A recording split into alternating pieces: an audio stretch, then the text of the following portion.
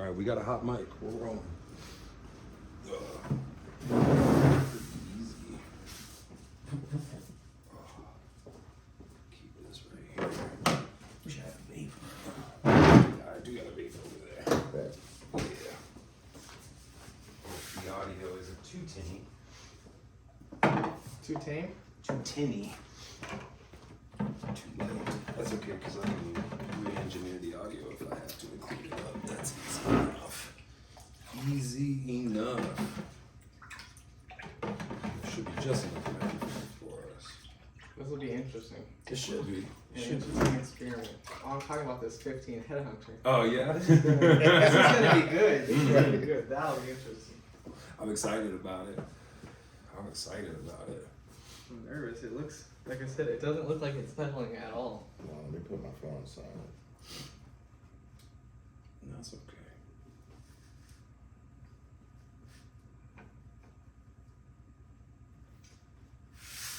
So what's up, guys? We got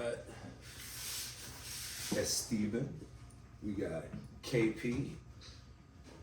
We have me, Rawburt. Everybody knows me. It don't matter. And today we're gonna have a little talk about Kava, and we're gonna make some content for Noble Tea Kava. These guys right here, really, really good company. KP is the founder of Noble Tea Kava. I happen to be the creative director of it. Yeah, let's get into it. We'll start with KP. You want to introduce yourself and tell us a little bit about Noble Tea? Hi, I'm Kyle Peters. Yeah, I decided to found Noble Tea after being a bartender at Island Brew Kava Bar in downtown Melbourne for about 8 years. The community absolutely changed my life. I was an alcoholic before I joined, and now I would say I'm a Kavaholic. It was a bottle of Wild Turkey a day and a 12-pack of Yingling a day, and I was a monster.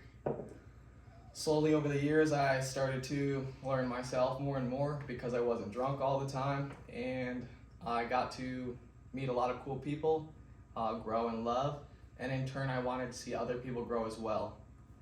I saw a lot of people that were spending more than they could afford at the Kava bar, and I decided to come up with a way for them to make Kava at home, have little get-togethers, social gatherings, Kava sessions, or just to, pregame before they go, or just for someone like me who uses something to lean on, has a better option like Kava instead of alcohol every day.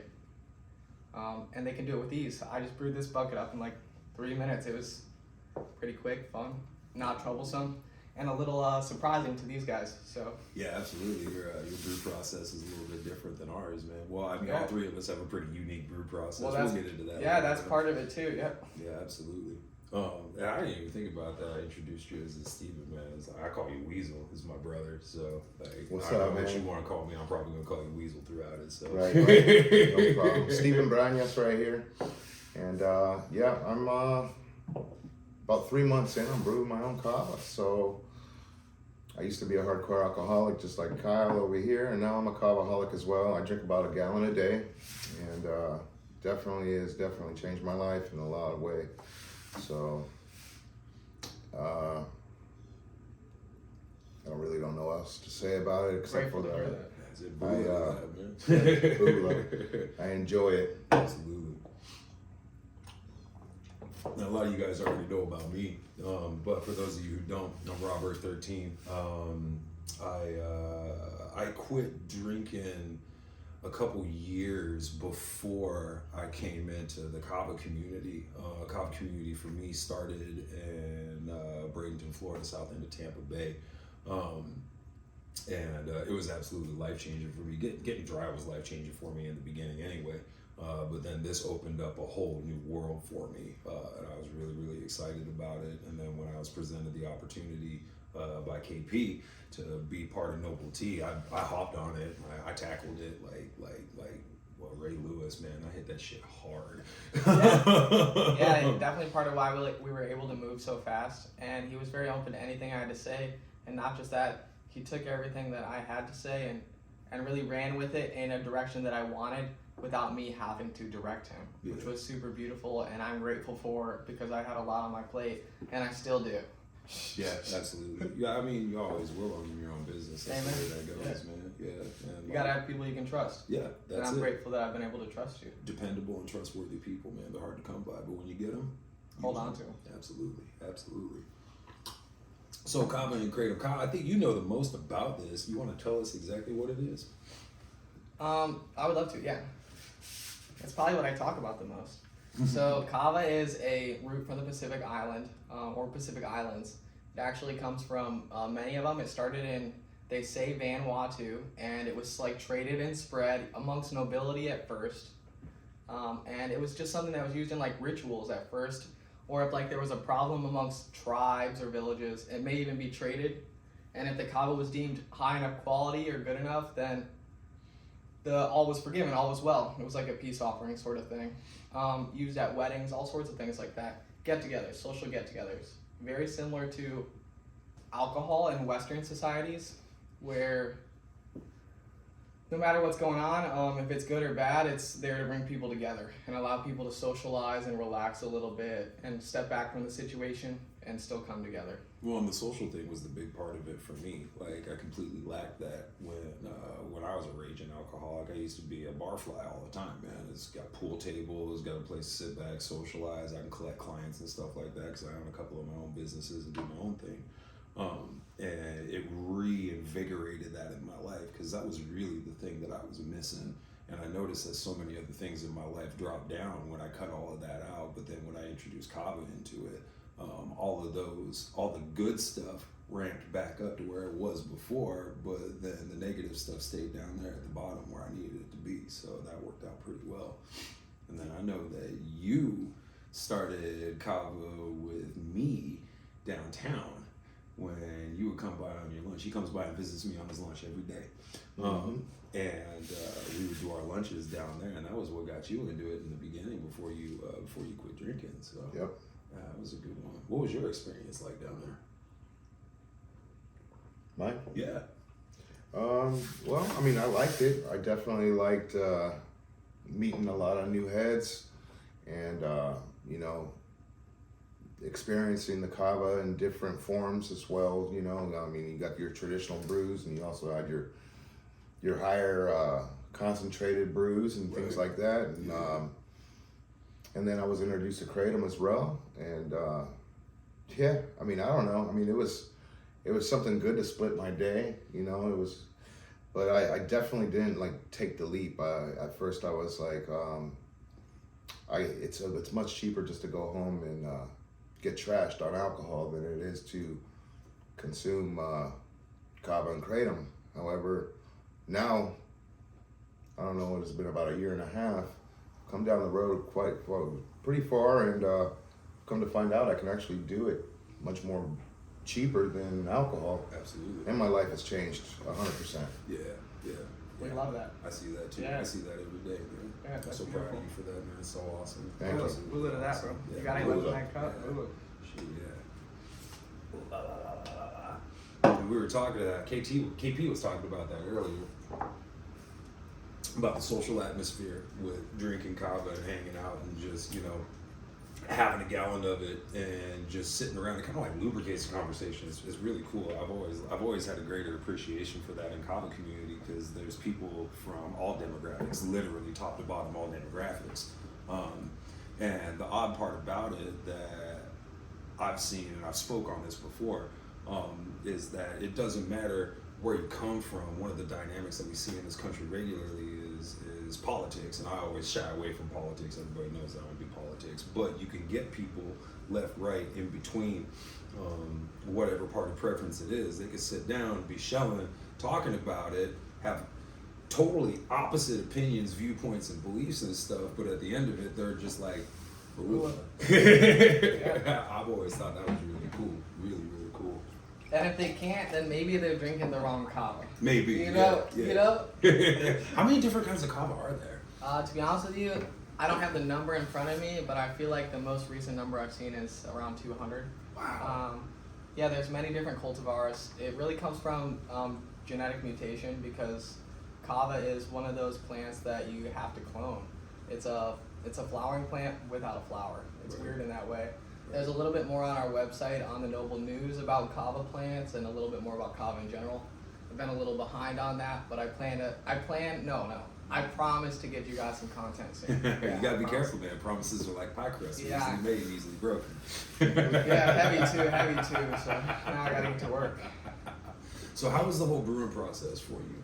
That's what I really, really want to know, because I watched you in some of it, but then I've been here at the Lakeview house. I haven't been back on the Mount Carmel house. Well, yeah. Can I interject for a second? Mhm. I just want to say that Estiben has taken my product, the Novelty Kava Kit, and done everything I could have ever hoped with it. He is my favorite customer so far, and probably my best in that way, just because if you listen to how he brews his kava, he's really taken the process that I kind of helped introduce him and feel comfortable enough with. You know, he actually won our giveaway, and since then he has made it his own. You know, he has his own brew that's very good, very strong, and it's smooth. So again, if you're looking for another way to brew kava, I think he's about to give you a really good one right here. Sorry to interrupt. No worries. Actually, my girlfriend Rebecca actually won the giveaway, but Fiance. I was a fiance. Congratulations. Yes, that's and and I was more than fortunate to be able to receive this kit, considering she jumped in on this because she cared about me, Right. and wanted to see if we can up the chances on winning one, and I was blessed enough to get one. So Amen. with that, I ran with it. I traditionally started with the instructions that came with the kit, Right. but I wanted to see if there was any way of doing it a little different. I started doing research, and I came across a video that Polynesian guy was actually showing how it's made in the island, Right. and I said, okay, well, I'm gonna go ahead and go that route. I do boil my water up to 140 degrees. Want to keep it no higher than 140, and I also use coconut milk with coconut water. Right. And I let the coconut milk and water sit with the bag of kava for, I don't know, 15 minutes or so. Then I add the hot water, and I let that sit for about an hour. Right. Once I let it sit for about an hour, it's time to go in and start massaging. And I transfer from one bucket to the other. Right. I don't use 2 purple buckets in my process. I do boil it, so it's in a hot pot, and I massage, and I transfer to the other bucket. Right. Once I'm done massaging and transferring, brew's ready to go. It's not even really that hot after it transfers. Yeah. You can actually pour a shell immediately, and it's not hot. And we did that this morning when we were making a batch before we started recording all of this. We came over into the kitchen and he showed me like his whole process step by step, and I was blown away. I went, wow, you went from just add water to stripping the plant, the root of like all the good stuff, all of the good stuff. Correct, all in one batch. Yeah, in one foul swoop. Yeah, just one fluid motion. It's all done. We love it, and that's how a lot of kava bars are doing it too. Very similarly with coconut water or coconut milk. Not all of them, but a few out there. And he just did a little research, came up with that on his own. And I'm telling you, this kava is killer. Yeah, it kicks. Yeah. It absolutely kicks, man. Bula again, guys. Bula again.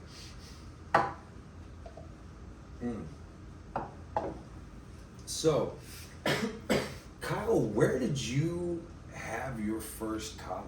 So I actually had my first I always kava wanted to ask this. downtown at Island Root Kava Bar. I walked all the way to the end that we call the south side. It's the addition. There used to be a computer around the corner, but that was my preferred spot to hang out. And I went down there. It was a little secluded. I was a little uncomfortable, super anxious. Hadn't found a social setting yet for me, and I hadn't had alcohol for a little bit, so I was definitely weird. I was in a weird place. And I went in there, and there was this cute and super friendly girl behind the bar, and she really made me feel welcome. And I would say that I probably came back not because of the kava, but because of the atmosphere, the environment. I had a really good time, and I felt welcomed, and I felt like I was able to really socialize for one of the first times in probably about a month at that point.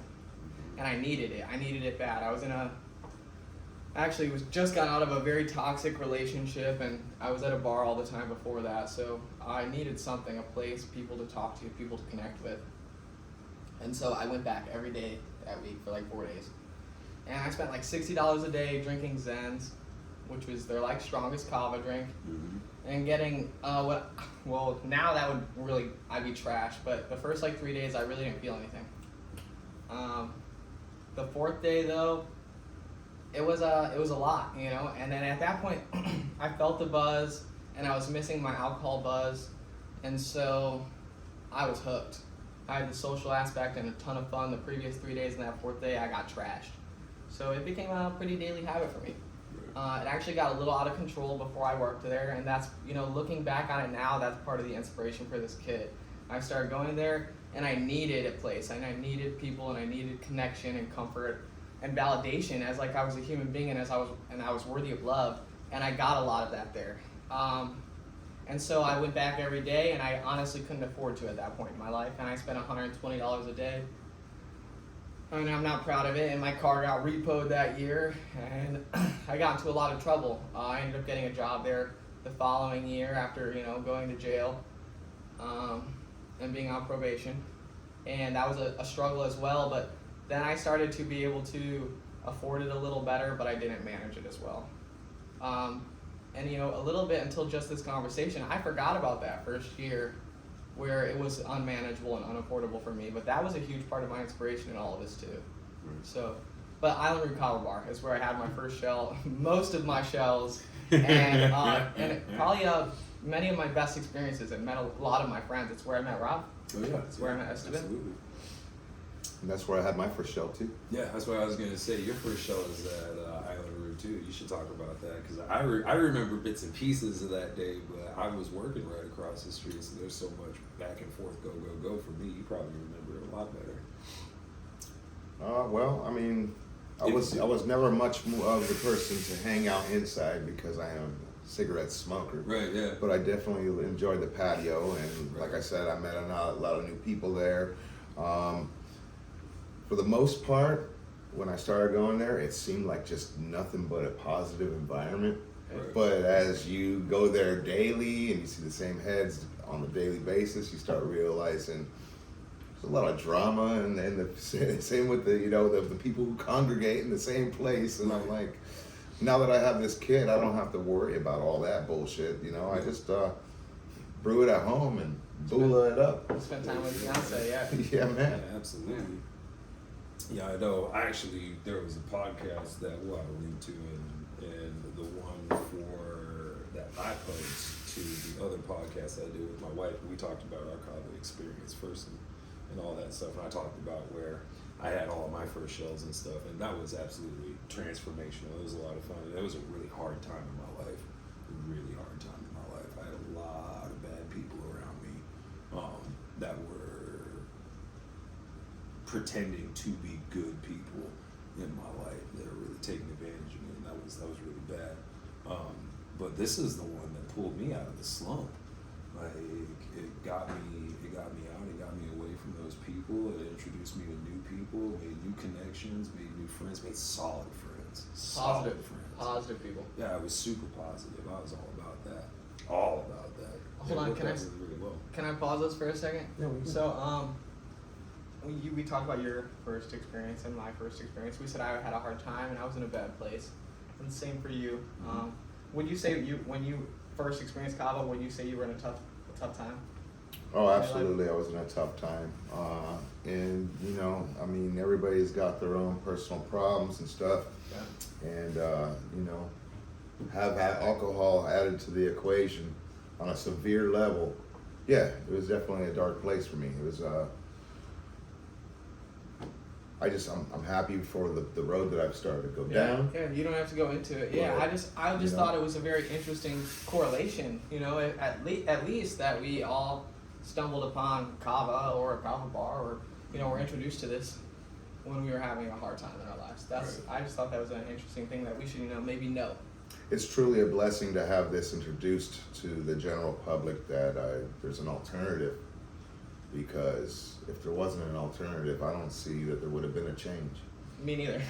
Amen. Me neither. And interesting enough, Kava was in a roundabout sort of way what brought you and me together, because I met Christian in Kava and then went across the street and got the haircut. We talked about the tattoos and stuff and blah, blah, blah, and go back over to Kava. And then he was like, I got a guy for you to meet. And then that was the connection right before he passed. Right. Like, yeah, it's interesting. It's Yep. very, very interesting. Everything happens for a purpose. I truly 100%. believe that. Yeah.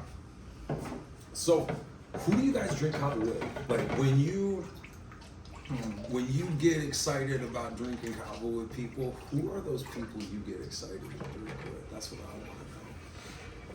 Well, I definitely get excited drinking with you guys. Yeah, this is cool. Yeah. This is super cool. Jake Hungerford is another one. Oh yeah, Jake Jake the Snake. It's fun. Yeah, he is. I definitely drink a show with my fiance ritually nightly. Right. Nice, that's cool. Yeah. Right. It's important, honestly, to have those things with That your nightcap. significant other, When you our know? brother Ruben comes around, he definitely shows up with us as well. Yeah, absolutely. Yeah, Ruben's a tank. Actually, we the Tanoa at Suntree, the big one, when Ruben and I drank that, we drank a 96 ounces of Zen. It's this ultra concentrated Kava drink, and we drank 96? this traditional bowl just full of it, and we knocked it back in like 30 minutes. Like just shelling back and forth, and it was like, well, I'm gonna drink 2, and he was like, well, I'm gonna drink 3, and I'm like, So, we're shooting pool and stuff. Like that was insane. That was absolutely insane. His nickname is Tank, and he's aptly nicknamed. That man can put back an enumeration of various substances in superhuman quantities. Like, and usually I was the one who was like that. Like when I was back in my raging alcoholic days, like we were just talking with Mello, a friend and client of mine, last night about how I used to show up to the tattoo shop hungover with a case of beer, and I would grab the bottle of bourbon out of the bottom of the toolbox where I kept all my equipment, and I'd take a pug off the bottle. And because crack bourbon beer. was equipment then. Yeah, exactly. Yeah, Yeah. it was absolutely equipment then. Now the tea is equipment. It's funny.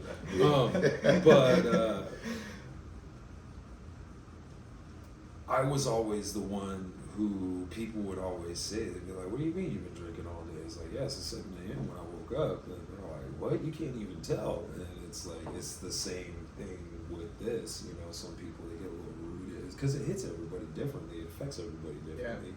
Yeah.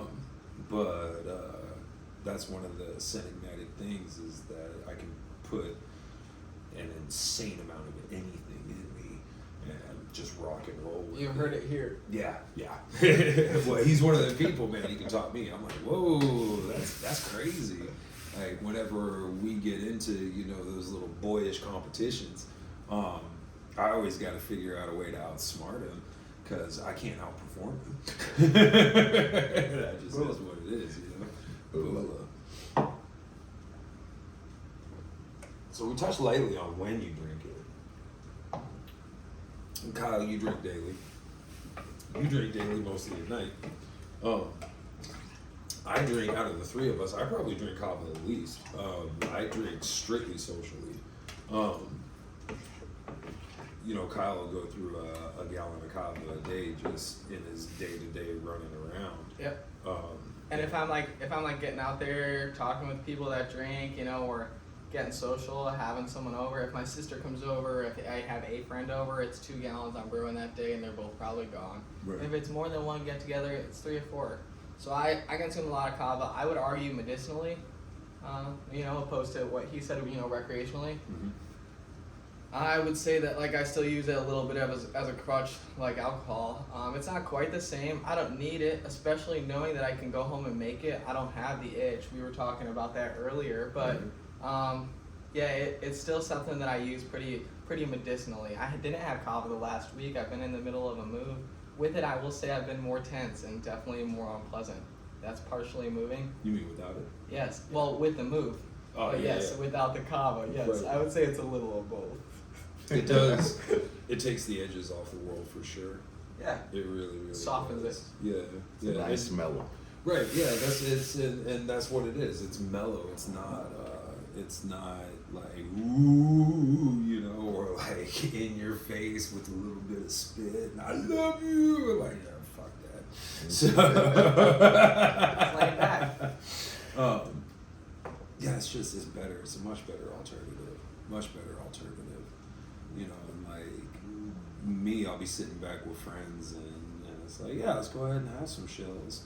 But then the rest of the day is just business as usual for me. You know, I got arthritis and like 11 million spots all over me, so I drink a ton of red kratom.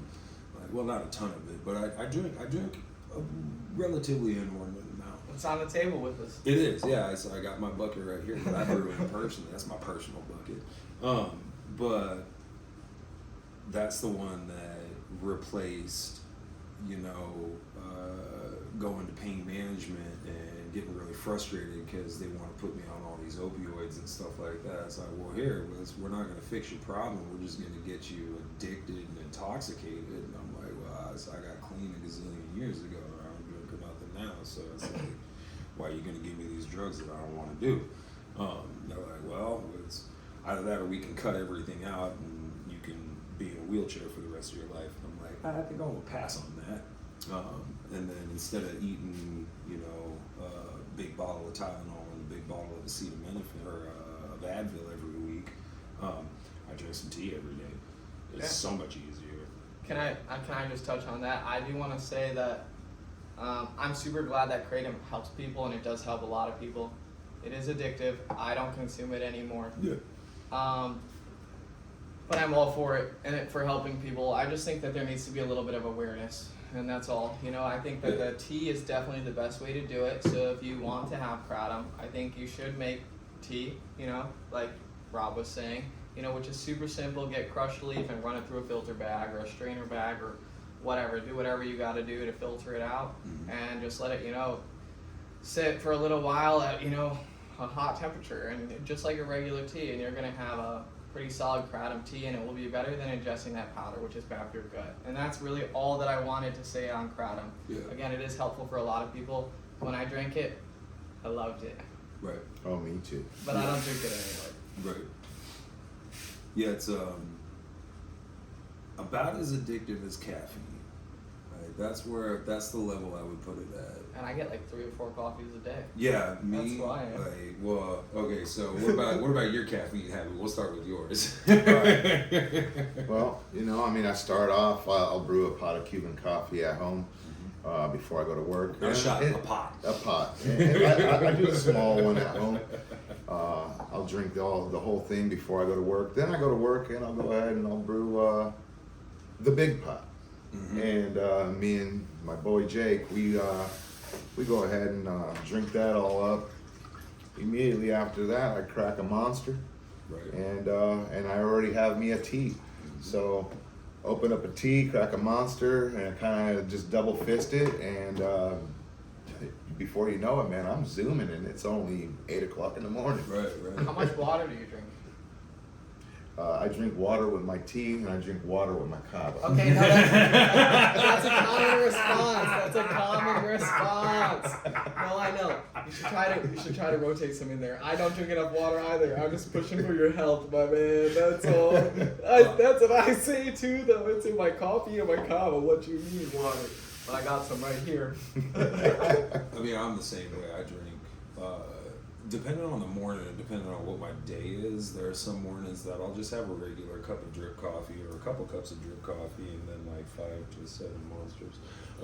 And there are other mornings where I wake up and I'll have, 12-ounce cup of espresso, a 12-ounce cup of Bustelo, and just knock that back to get everything moving. But I also, I'm hopelessly addicted to nicotine.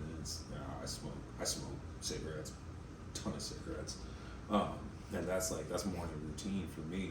Is put an inordinate amount of caffeine in me, spice it up with a couple of nicotine sticks, and after that I grab tea. Yeah, and start moving through my day. My morning routine, I definitely get some caffeine and nicotine, but I will say lately, I've been trying to get 10 minutes of sun in the morning. There you go. And 10 minutes of sun right before the sun goes down, really get my circadian rhythm on track. Just one of the things I'm trying to do, because I have a lot of things going on, so I'm trying to do better. Right. But also, I consume a lot of coffee as well. But I try to wait 2 hours after I wake up because I was listening to some nerd talk about adenosine in your brain, and that's a chemical that breaks down slowly that affects how tired you are. And apparently it takes a little while after you wake up. Caffeine blocks the adenosine or something along those lines. And then when the caffeine goes away, it's still there. So yeah, I don't know. I've been waiting 2 hours, and that caffeine gets me juiced now. So I don't know. Maybe it's in my head. Maybe. Crazy. That's my morning ritual though. Is I wait 2 hours. You know, I get my nicotine. I wait 2 hours, get my coffee, do minor stuff until the coffee. Once coffee hits, blast off. Right. Get to work. Away we go. Away we go. So, how do you make it? What I've experienced thus far, well, a little bit about me. I used to brew microbrew back before craft beer blew up and became a whole scene all of its own. And then after that became a scene, I also got into craft beer, and I have a lot of brewing knowledge in that, which I lean on heavily when I brew my teas. And I also lean on heavily when I go to think about different ways to brew kava and different ways to get it to work. And with a little splish splash of organic chemistry knowledge in there for my sister, it works out really, really well. But realistically, when it comes to brewing kava and brewing tea, I still lean really heavily on KISS principle. Keep it simple, stupid. Just add water. And that's the way that I've always gone about it. But we've talked at length, all three of us, about different ways to Do it. to mature alkaloids and different ways to extract the kava lactones and stuff like that, which has been really, really cool. And I know that was something that you were really looking forward to with the whole Rawburt tea thing. Yeah, getting scientific. Right, putting out the kava kits and having fun. But at the same time, that kava kit, I make it as simply as possible. You know, like he said, KISS. Keep it simple, stupid. Keep it simple, The stupid. reason I love this kit for myself, not even for anyone else. If the company goes under and I never sell another kit, I will still make kava the same way. Mm-hmm. Because of the ease. I literally whipped up a batch in like 3 minutes. It's just too easy for me and such a minimal mess that I won't go back to making a small batch any other way. If I'm making a 5, 10, 20, 30 gallon batch, that's a different story, which I will make, I'm sure. But when it comes to making a gallon for my household, it's definitely going to be like this. You know, it's just simple. It's the same thing with you. You cook. You're a phenomenal chef, and I know that translates right into all this stuff. And I've always figured that was the reason why your experiments in this arena have all been like extremely successful. Smashing hit. Yes, smashing hit. Absolutely. But that was only my assumption. Like, is that accurate, or like where did all the ideas come from, man? Are you just thinking outside of the box and having fun? Absolutely, yeah, just thinking outside of the box. You know, it all started when we were brewing our own kratom's at home and stuff, and I was like, well, how could I make it mine? And I started, you know, being creative with that as well, and we definitely come up with different kinds of brew, Right. different flavors. Right. And same thing with kava, you know, I just don't want to be stuck with the same exact thing and then just get bored of it, so I'm constantly just looking for something else to evolve into, and you know, so far so good. Gotta keep growing. Yes, Not gotta keep just growing. not just with what you're doing, but you. Yes, Always. yes. So then, the question of what is your preferred method would be, like me, my preferred method is just old-fashioned water. Just do it with water and be done with it.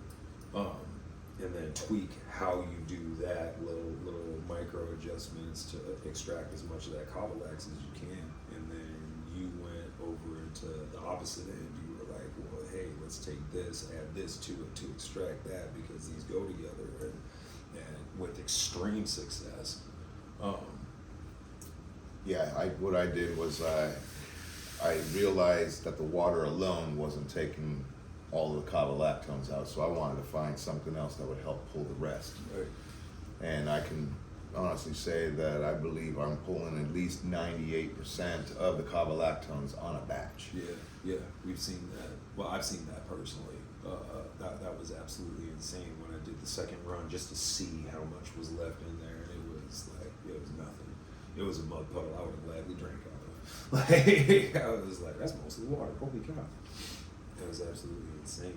Yeah, no, and that's part of it too. Is there's no wrong way to brew kava. However you do it, it's up to you, and it's not wrong. You know, as long as you enjoy it. For me, I'd rather have the bucket done in 3 minutes because there is that itch. Right. And I do want it, you know, like, and it's not always bad, but once I decide I'm making kava, I want it. I'm either going to the bar to have someone hang out, or I'm gonna brew up a batch real quick and sit at home and drink it with someone coming by or by myself. But it's getting done, Right. you know. And again, that's why it is so, you know, simple for me. But you can definitely make it your own and like do it real craft. Like I've brewed some craft kava, and his craft kava is definitely worth it in my opinion. Yeah. But the likelihood of me going through all that effort to brew it like that regularly, it's slimmer. But again, everyone has their preference. You know, there's a little bit of a difference too. Like he said, he gets to drink it with his fiance. Right. My wife doesn't really. She will, you know, for someone at a celebration. Right. You know, but that's the extent of it. So my wife will drink a little bit of kava, but it really destroys her stomach. So we don't get to drink kava that often. But when we do get to drink kava, I always cherish those moments. And, Yeah. There's lots of little kisses, and there's a lot of love when we get to do that. So it's really good, really good. But then it's always in the back of my mind. It's like it's going to destroy, you know, your stomach while you're doing this. So it's always nagging in the back of my head. It's not a love hate. It's just I don't know. It's something different. But I cherish those moments. Yeah, because it's you like cherish her suffering. Well, it's not that I cherish her I'm just suffering. kidding. That's not what I said. I cherish the ability to have that rare moment. You know, it's rarely it's rarely you get excited when you see it. So Yeah, that's it's what a I unicorn. always feel about it. Yeah, it is. It's We a unicorn. appreciate unicorns. It's definitely a unicorn. Bula. Well, Bula. So who's got a funny kava story? I got all kinds of kava stories. Funny one, I don't know. Thinking off the top of my head, as a bartender downtown on weekends, I saw many funny things, almost to the point that I became numb to them, Right. which is kind of sad. So I might have to think back on that. But the first thing that comes to my mind is the fact that, you know, I was known to drink a lot of kava for a while. There were different periods of my kava drinking life. And especially being, you know, such an active part of the community, where the community was, you know, big and heavy and strong. Right. You know, so there was a while where I'd go to the kava bar after my other job, and I did work there, but only part-time at this time. But, you know, the rest of the week I'd show up to the kava bar and I would get so trashed on kava that I'd end up with my head down. You know, like this, just head down on the bar. And everyone knew that at that point I was fucked up, you know, and that it was pretty much over for me. I was done. They called me at that point Zombie Kyle. So I had an alter ego Zombie Kyle that came out after, you know, 11 o'clock every night, you know, and my head was down on the bar. As time progressed, you know, and I became a full-time bartender, and I still drank tons of kava. I got a little better at handling it, gauging myself, being aware, not letting myself get past the limit, especially pushing myself, because, you know, I was behind that bar, honestly probably drinking gallons of that kava every day, which again, Island Root, Tony, I'm thankful for. Thank you for all that kava, all that time, seriously. And I was known as One-Eye Kai, or One-Eye Kyle, for a long time. And so I'd be like, you know, one eye closed, squinting behind the bar after 10, you know, serving people. Still doing my best and making them feel comfortable, but struggling to see. For sure you get a little double vision, you know.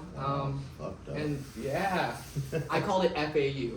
People would come in today and I'd be like, hey, how are you? Blah, blah, blah, blah, you know? And they'd be like, I'm great, you know? How are you? And I'd be like, fucked ass up. FAU. What can I get for you? You know? But yeah, so I had some clients at the time that were really fond of me when I was one-eye Kai, and they brought me in an eye patch. An Island Root embroidered eye patch with space kittens on the other side. There you go. And that's probably like, it's not funny, but it's a fond memory for me, and it's a little fun. So Yeah. It reminds me of a mutual of ours. I won't say his name because he probably wouldn't appreciate it being put out there, but he has a dog with a name that starts with a W, and that man has a beard. And he would spend a lot of time at the bar, and there were many evenings I would come from the shop across the street, and I would see him, you know, head down, just making it through. He was going through some really rough stuff in his life, and I know the Kava community really held him together. and if you watch this, I love you. Yeah. And I miss you. Yeah, we love you and we miss you. We hope you're doing well back home. So yeah, you and the dog, who will also stay nameless. But yeah, that's exactly what that reminds me of. I've only been at that spot a couple times, like literally, I think 2. I've been like, ooh, yeah, no. But I've always been very mindful of my tolerance when it comes to Kava. And every once in a while, I will push the limits. Usually, when I go to new places and experience new brews of Kava and new brews of tea, that's when I push it. I'm all like, yeah, let's see where the limit is. You gotta know where your boundaries are. Exactly. Yeah, I want to know where the boundary is, and then Yeah. I generally, with it, take one step outside of the boundary, and I go, okay, that's exactly where I remember it, and then that's it. But the funny story that comes to mind for me actually involves Chewy.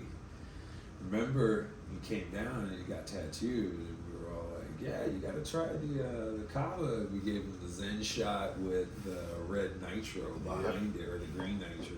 Was it green nitro or red nitro? I can't remember. It was green. It was green nitro? Yeah, we rocked his world.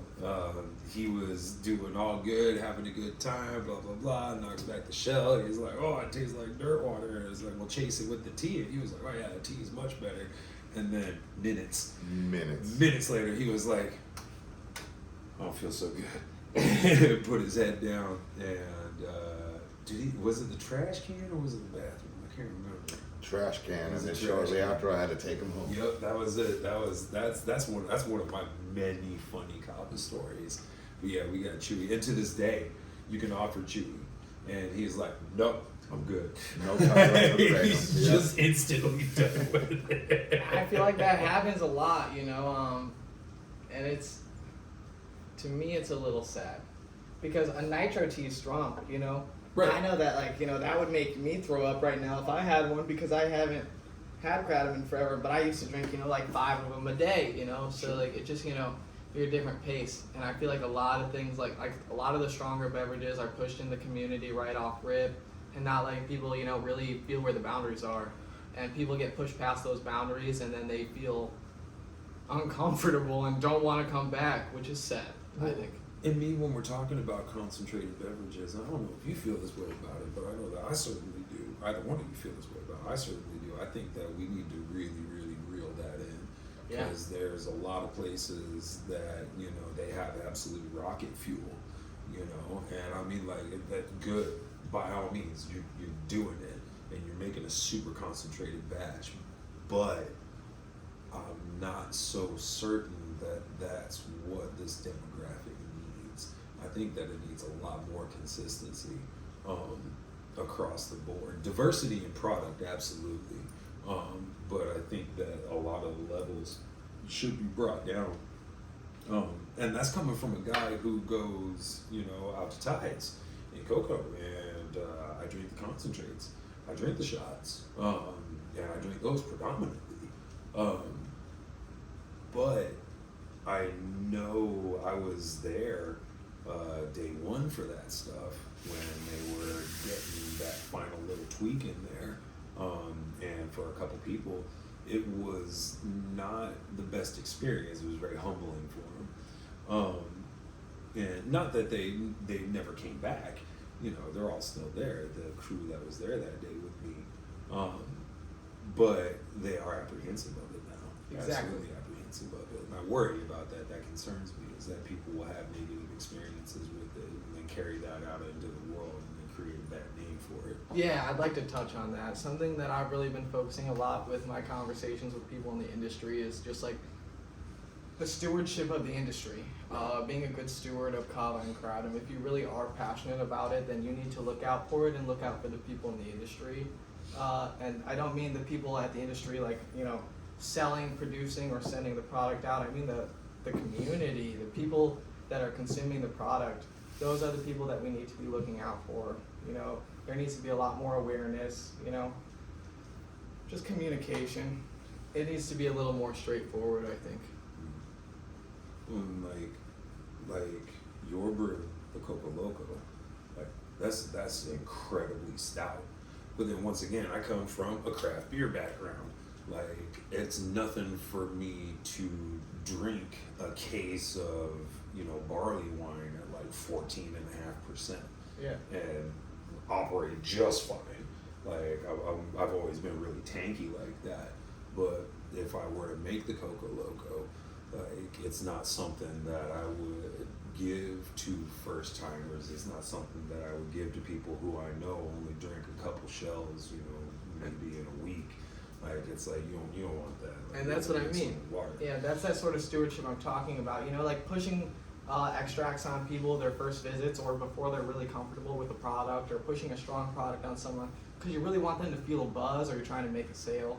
Right. Is super uncool, and that's really what I'm touching on here. And so is the dishonesty and all that. A lot of us are doing good and better things with these products in our lives, and so those of you who are doing the things such as pushing stronger products on people who don't need them, or just trying to make the sale, you are really hurting the rest of us, and you're giving the rest of us a bad name. Party foul. He had to lighten it up. I was being way too serious. He was like, "Someone shut this guy up." I ain't gonna lie. I am feeling fucked up. Yeah. Oh yeah, you got it. Was it the 15? I have Micron, or was it the, I have no idea. I mean, what I'm drinking right now the Coco is Loco. It's the 15. Oh, it's the 15? But What? we've been drinking already. But We yeah, have been, I mean, yeah. we've been doing this all morning pretty much. Yeah, we've been and, chilling since. It's funny how when he Since talks about about 10. you get fucked up and awareness. Look, I got fucked up, guys. You know you done fucked up. It's at that very moment. Right. It happens. Did you brew that at 10:30 a.m. or did you brew that at 11:30 a.m.? Brewed that at 9 a.m. See, you know you done fucked up. The earlier you brew, the earlier you start drinking. I know that's how it is for me. Well, and so like when it comes to brewing craft beer, my knowledge in that realm, you cannot make good beer unless you are drinking beer while you're brewing it. And I feel the exact same way about this. Like, I don't think that you can brew good tea. I don't think that you can brew good and creative kava unless you are drinking kava at the same time. You gotta put your mind in that set. I'm a firm believer in that. That is doctrine for me. I would say there's something to be said about that for sure. A lot of people will finish off the last batch as they're brewing the next batch. Mm-hmm. That's cool. I myself, I got problems, you know? And so when I drink kava, usually I drink till it's gone and I have to tell myself to stop. I do most things that way. When I work, it's that way. I won't stop working to eat or drink or be social unless someone reminds me. It's like, I can be really toxic in that way where I just can't stop. And it can be super beneficial in ways too. But with kava, it's usually that way where unless I have a limit that's set, I don't stop. And so I usually finish whatever is around and start fresh the next day. Yeah. I'm notorious for looking at the bottom of the bucket and being like, no, we're not finishing that today. I do that with all of it. There's so much of it that I keep within, you know, some guidelines for myself because it's so easy for me to just take stuff and run with it. I've always had to be careful of that. But it's all personal, you know, and I mean, like, most of that is just with tea. It's not really with Kava. But my Kava doesn't supplement anything in my life. It's just Social. social. Yeah. Like I don't drink Kava alone. I do. Yeah, I'll drink teas alone. But even then, that's me working and just sipping on a tea as I go because I don't want to eat Advil a day. Yeah. I mean, my liver's already like, you miserable bastard. Your mother never should have pushed you out. So there's no need to beat it up any more than it already has been. But once again, that's just me. Which again is the beauty of it. That is the beauty of it. It's a very unique experience. You want me to pour it out for you? Yeah. So I ain't gonna deny it. I do chase the buzz, and I think we all do. so I like to brew mine stouty. Yeah. And as you can see, I mean, I'm feeling fucking pretty decent. So Oh yeah. that's the goal. Right. I mean, That is the goal. I am substituting for something else, but you know what? This is like the easiest way to actually let go of being stuck an alcoholic with that vice. Right. You know. It was the best tool for me too. And I will say, like Kava, it also, it helps instill a mindset that alcohol does in a way, or a beer does, and it's not a bad thing. It's actually a really good thing. A lot of people struggle to relax, myself included. A lot of people that are task and goal oriented struggle to relax. Oh yeah.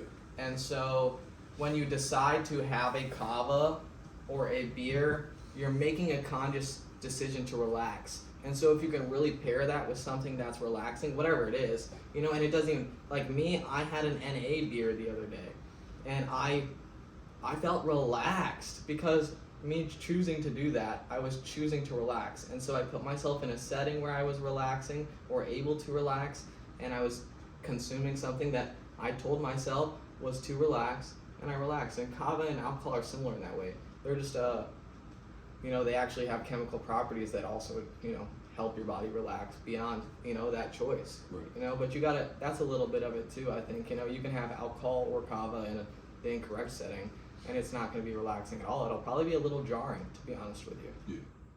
Well, and there's something to be said for that. If those of you who don't know, we live in Florida, and there are very few things that can replace the feeling attached to an ice cold beer on a very stereotypical Florida day. Okay. Very few things. One of the things that we've talked about, actually all three of us have talked about, is running this through a soda stream. Yep. Ice cold in a frosty glass with some bubbles in it. I think that would scratch that ice cold beer itch. I like bubbles. I do too. Yeah, I like the tiny bubbles. That's why I like the nitro. But you metabolize it a little differently. I believe you metabolize it a little differently. I'm not 100% on that. I do know for a fact though that the bubbles are smaller, which affects profile in texture and a little bit in flavor, but not realistically. It's more of an in your head thing because it's smoother and silkier, creamier.